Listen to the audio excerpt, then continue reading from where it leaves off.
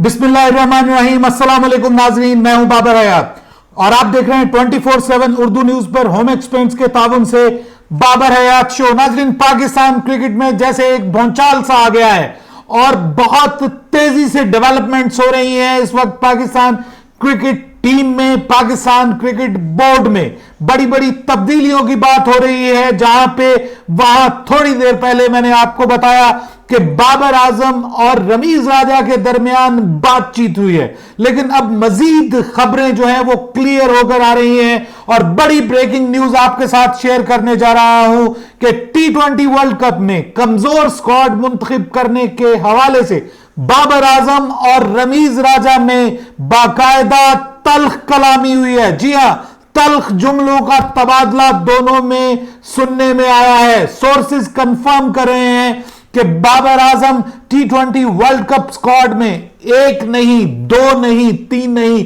4 खिलाड़ियों की शमूलियत पर नाराज हैं और उन्होंने इस नाराजगी का इजहार मोहम्मद वसीम और रमीज राजा की मौजूदगी में किया है। मुकम्मल तफसील से आपको बताने जा रहा हूं। इस डेवलपिंग स्टोरी में और भी कुछ मामला खुलकर सामने आएंगे, आपको मुकम्मल तौर पर अपडेट करूंगा, लेकिन उसके लिए आपको हमारे इस YouTube चैनल को करना पड़ेगा सब्सक्राइब और बेल आइकन को पुश करना मत भूलिएगा ताकि हर खबर आप तक सबसे पहले पहुंच सके और बर वक्त पहुंच सके। आपके इस YouTube चैनल पर इससे पहले मैंने खबर ब्रेक की थी कि बाबर आजम ने T20 वर्ल्ड कप स्क्वाड को मुस्तरद कर दिया है और खबर ऐसी आ रही थी कि शायद फखर जमान और फहीम अशरफ को लेकर के बाबर आजम ने नाराजगी का इजहार किया और बाबर आजम ने इस हवाले से रमीज राजा से भी राब्ता किया, लेकिन रमीज राजा ने बाबर आजम को कहा कि वो अपनी क्रिकेट के ऊपर तवज्जो दें और जो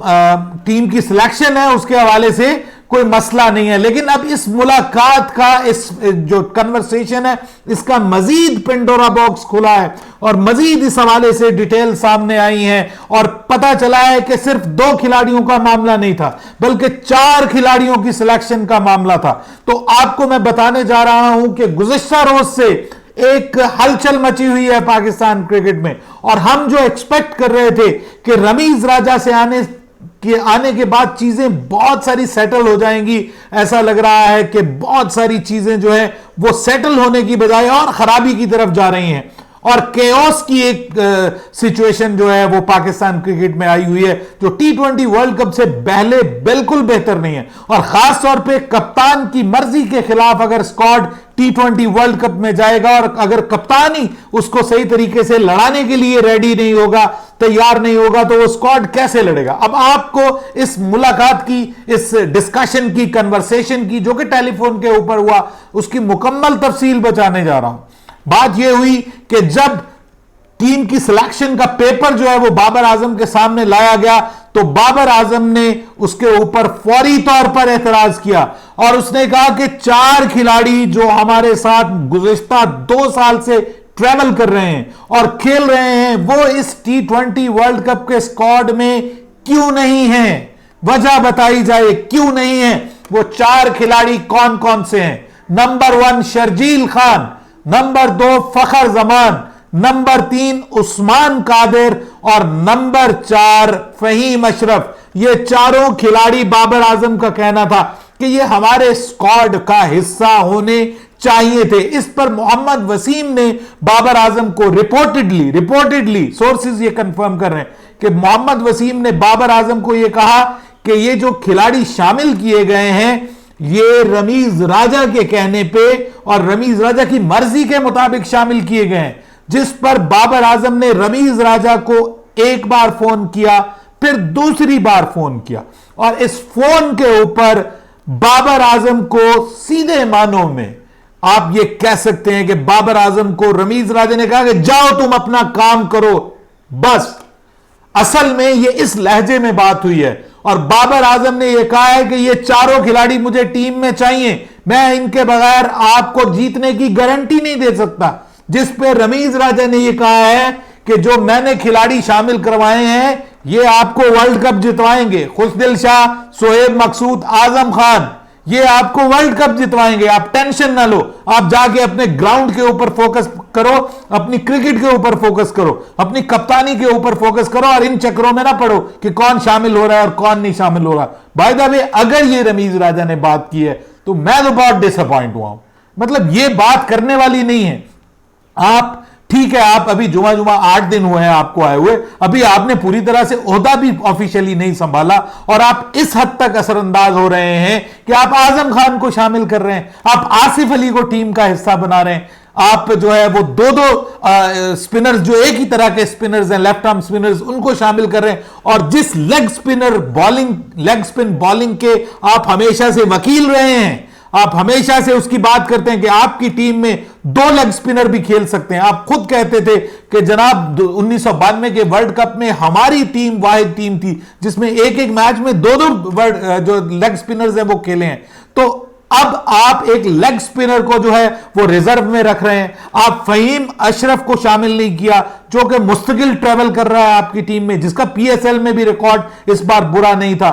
इसके अलावा अगेन मैं ये कहूंगा कि शर्जील खान को ना शामिल करना समझ से बालातर है, लेकिन रमीज राजा के बारे में ये इत्तलात आ रही हैं कि उन्होंने कहा कि जो कुछ मर्जी हो जाए, जो जुए में मुलव्विस खिलाड़ी होगा मैं उसको टीम का हिस्सा नहीं बनाऊंगा। तो क्या अगर शर्जील खान हिस्सा नहीं बन सकते, तो क्या अगर आमिर रिटायरमेंट वापस ले लेते हैं, ऑफिशियली पाकिस्तान क्रिकेट बोर्ड से बात करते हैं, तो क्या इस सूरत में मोहम्मद आमिर भी फिर हिस्सा नहीं बनेंगे? ये भी बात सोचने वाली है। लेकिन इस वक्त जो है वो जिसको कहते हैं ना थरथल्ली सी मची हुई है पाकिस्तान क्रिकेट में, समझ नहीं आ रहा। हम एक बार फिर मजाक बन रहे हैं दुनिया का कि यार हमसे एक T20 वर्ल्ड कप का स्क्वाड भी नहीं बनाया जा सकता, हम एक पेज पे उस पे भी नहीं आ सकते, और हमारे आपस में जो है वो लड़ाई झगड़े चल रहे हैं छोटी छोटी बातों को लेकर, छोटे छोटे मामलात को लेकर। अब मैं हैरान हूं, बहुत सारे लोग हमारे हंस रहे हैं, वो कहते हैं रमीज राजा ने यह बयान दिया है कि जनाब आपको शोएब मकसूद, आपको जो है वो आजम खान, खुशदिल शाह और मोहम्मद नवाज और ये सब लोग जो हैं वो आपको T20 वर्ल्ड कप जितवाएंगे। तो ये बहुत ही ज्यादा पॉजिटिव अप्रोच है इन खिलाड़ियों के हवाले से, क्योंकि ये वो खिलाड़ी हैं कि जो पाकिस्तान के साथ मुस्तकिल खेले भी नहीं है और रेगुलर बेसिस पे पाकिस्तान टीम का हिस्सा भी नहीं है।